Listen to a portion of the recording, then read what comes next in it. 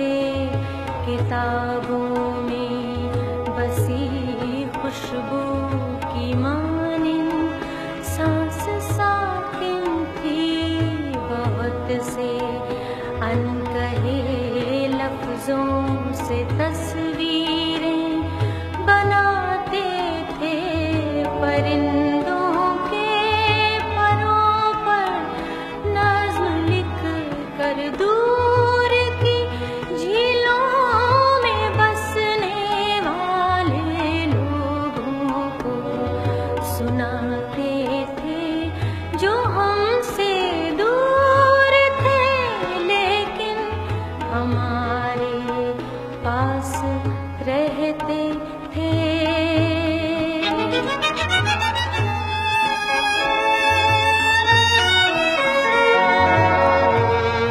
नए दिन की मुसाफत जब किरण के साथ आंगन में उतरती थी तो हम कहते थे अम्मी तितलियों के पर बहुत ही खूबसूरत हैं।